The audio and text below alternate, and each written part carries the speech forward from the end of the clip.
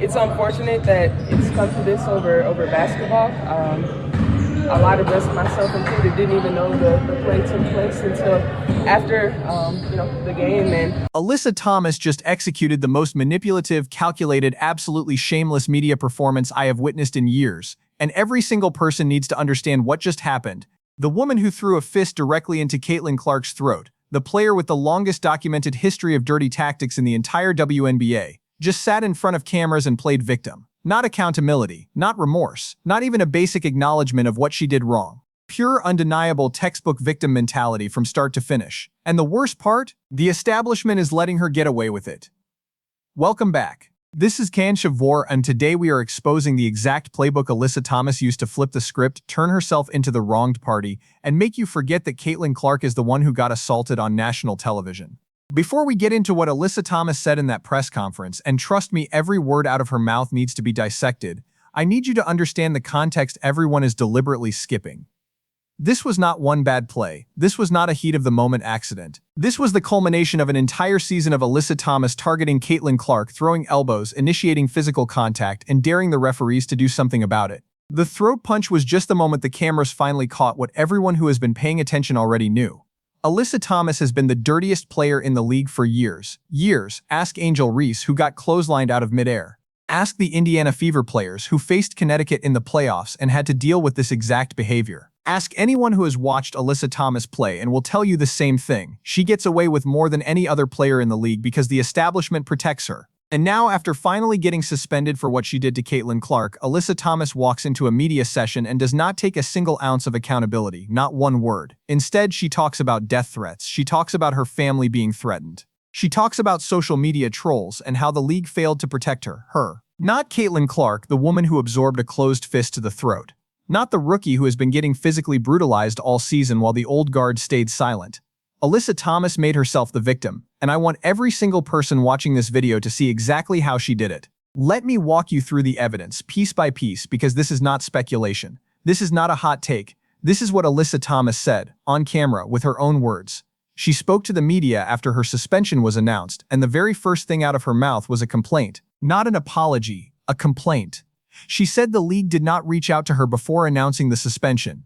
She found out 10 minutes before it went public on social media. And her frustration was not about what she did to Caitlin Clark. Her frustration was about the process, about how she was treated, about how Kathy Engelbert, the commissioner, did not personally call her to explain the decision. Let me be entirely clear with you. Alyssa Thomas is mad that she got caught. She is mad that the video went viral. She is mad that for the first time in her career, the league could not sweep one of her dirty plays under the rug because the entire world saw it. And instead of owning it, instead of saying, I made a mistake, I let my emotions get the best of me, I should not have done that, she turned it into a referendum on how the league treats her. That is manipulation, that is deflection, that is nasty work. And then she said something that made my blood boil. She said, and I am paraphrasing here, but you are about to hear it directly from her, that she and her teammates did not even know the play happened until after the game. They did not know. Let that sink in for a second. Alyssa Thomas wants you to believe that she threw a fist into Caitlin Clark's throat and did not realize it. She wants you to believe that the contact was so incidental, so accidental, so insignificant that she played the rest of the game without even thinking about it. And only after the game, when the media started asking questions, did she suddenly become aware that anything happened. Do you believe that? Does anyone watching this video believe that? Because I have watched the footage a dozen times, and let me tell you what I see. I see Alyssa Thomas wind up. I see her extend her arm, I see her make contact with Caitlin Clark's throat with enough force that Caitlin's head snaps back, and I see Alyssa Thomas keep playing like nothing happened. Not because she did not know, because she thought she would get away with it. Just like she has gotten away with it for years. But don't take my word for it. Alyssa Thomas said it herself. Watch this. She said it with cameras rolling. After what we all watched in that game, she said that, it's unfortunate that it's come to this over basketball. A lot of us didn't even know the play took place until after the game. Let me say it back to you in case you missed the implication. Alyssa Thomas just told the media, and by extension the entire WNBA fanbase, that the throat punch everyone is talking about was so minor, so inconsequential, so beneath her awareness that she did not even register it happening.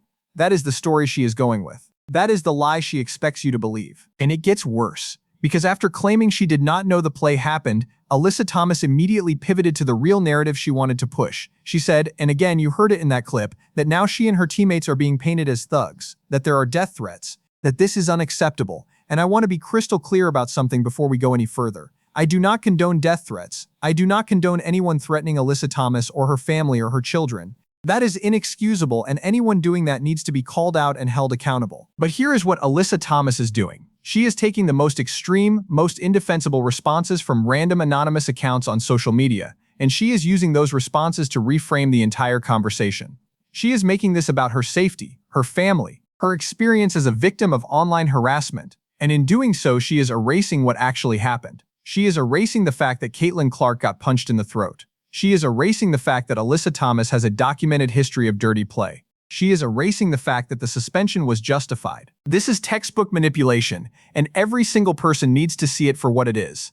Let me take you through the tactical failure first, because this is where Alyssa Thomas lost any credibility she might have had walking into that press conference. When you are suspended for a dirty play, when the video evidence is undeniable, when the entire league and fan base and media apparatus is watching to see how you respond, you have one job. Own it, apologize, say you let your emotions get the best of you. Say you respect Caitlin Clark and you never intended to hurt her. Say you are going to learn from this and be better. That is the playbook. That is how you rebuild your reputation. Alyssa Thomas did none of that. She did not apologize to Caitlin Clark. She did not acknowledge that the play was dirty. She did not take responsibility for her actions. Instead, she spent the entire press conference talking about how she is the one being wronged, how the league failed her, how the media is painting her unfairly, how social media is attacking her family. Every single answer was about her experience, her feelings, her victimhood. And that is not an accident. That is a strategy. Alyssa Thomas walked into that press conference with a plan to flip the narrative, and she executed it perfectly. But here is the problem. The rest of us have receipts, we have video, we have a pattern of behavior that goes back years, and we are not going to let Alyssa Thomas rewrite history just because she cried victim in front of a microphone. That is not coaching, that is not leadership, that is sabotage.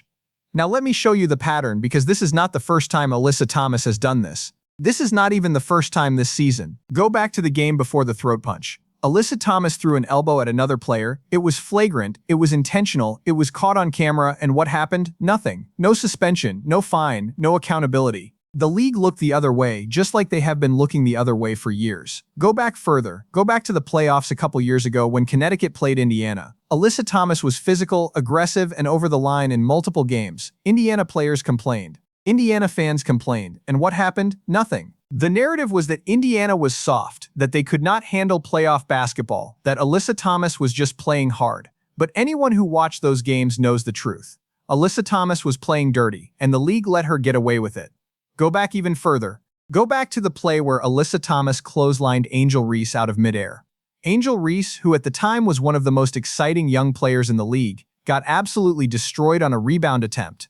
Alyssa Thomas did not go for the ball. She went for the body. And what happened? A common foul, that is it. No flagrant, no review, no consequences. Just another play where Alyssa Thomas got away with something that would have gotten any other player ejected. 3 incidents. 3. Let that sink in. 3 separate times where Alyssa Thomas crossed the line. And 3 separate times where the league and the media and the establishment decided it was not worth making a big deal about. And now, when the video finally goes viral, when the outrage finally reaches a point where the league cannot ignore it, Alyssa Thomas wants to act like this is all new. Like she is being unfairly targeted. Like the criticism is coming out of nowhere. That is not what happened. That is not even close to what happened. And here is the part that should terrify every single person who cares about the future of the WNBA.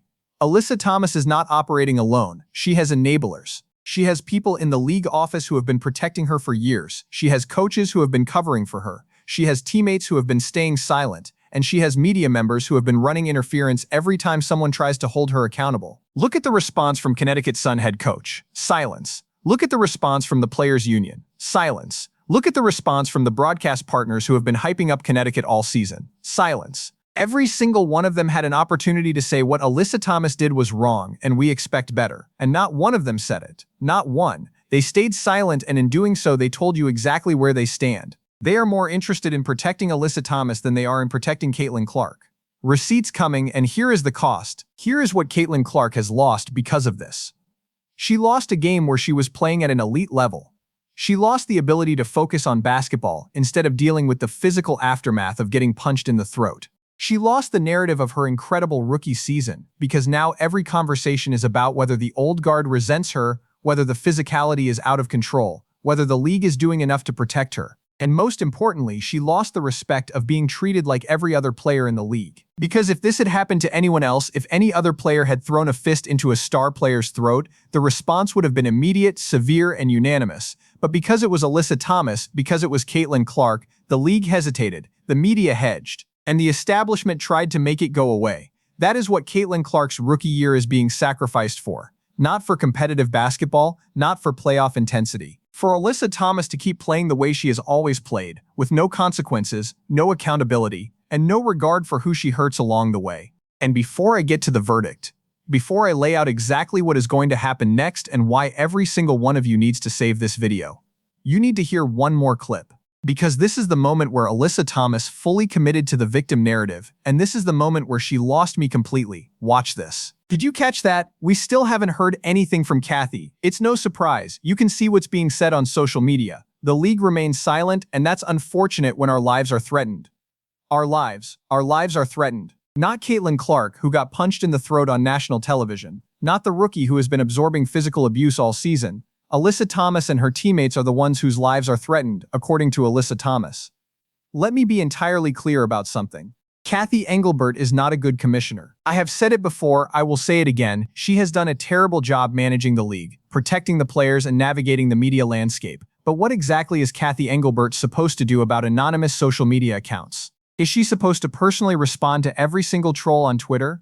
Is she supposed to issue a press release condemning mean comments? Is she supposed to hire security for every player who gets criticized online? What is the actual expectation here? Because here is the reality. Social media is brutal. Social media is unforgiving. Social media does not care about your feelings or your reputation or your family, and when you do something on national television that millions of people see and millions of people are outraged by, you are going to get backlash. That is not unique to Alyssa Thomas. That is not unique to the WNBA. That is the reality of being a public figure in 2025. And the fact that Alyssa Thomas is using that reality to deflect from what she did is frankly insulting to everyone watching.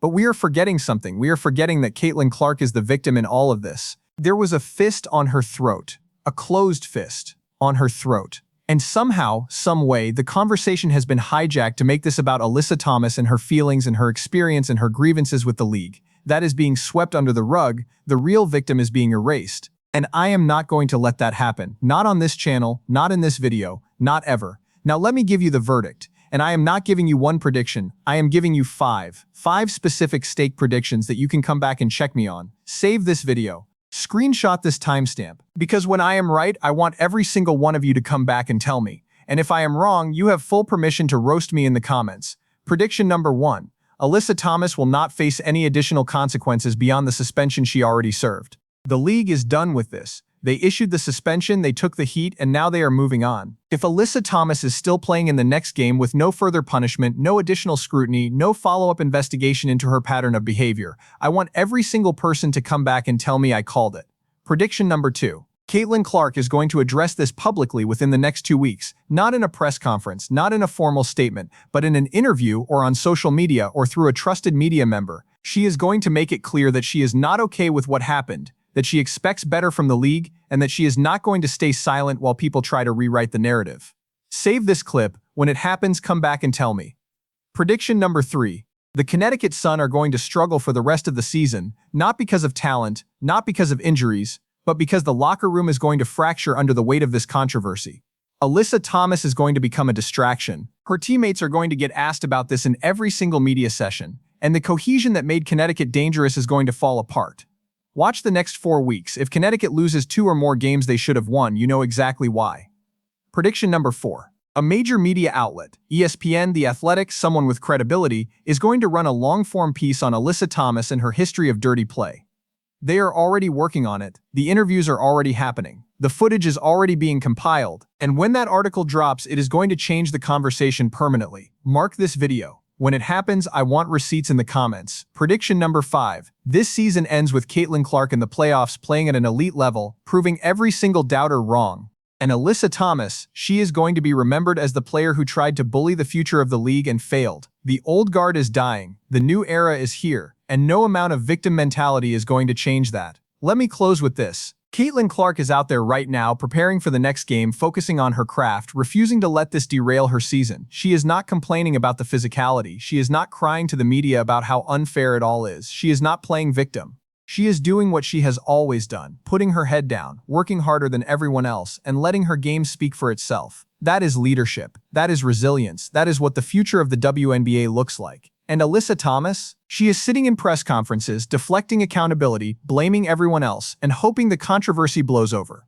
That is the past. That is the old guard clinging to relevance. And the sooner the league moves on from players like Alyssa Thomas, the better off we will all be. Drop your most honest take in the comments. Is Alyssa Thomas the dirtiest player in the WNBA and this press conference proved it, or is the backlash overblown and she deserves the benefit of the doubt? Pick a side, defend it. I want to see where everyone stands. And while you are down there, save this comment. Caitlin Clark is going to address this within 2 weeks. If I am right by the end of the month, come back and tell me. If I am wrong, roast me. I will own it. Tag the friend who keeps telling you Alyssa Thomas is just playing hard and this is all manufactured outrage. Make them watch this video and tell you they still believe it. I will wait, and here is what is coming next. Tomorrow we are breaking down the Indiana Fever's playoff push, the adjustments they are making on defense, and why Caitlin Clark is about to have the best stretch of her rookie season. If you are not subscribed, you are going to miss it. Hit the bell. This is Kemfernaju. We will see you in the next video. This is crazy. Frustrated that the league didn't reach out to any of you guys. Did you share that frustration? What would you have told the league? Honestly, I didn't even know I was being suspended until 10 minutes before it was put out. It's unfortunate that it's come to this over basketball.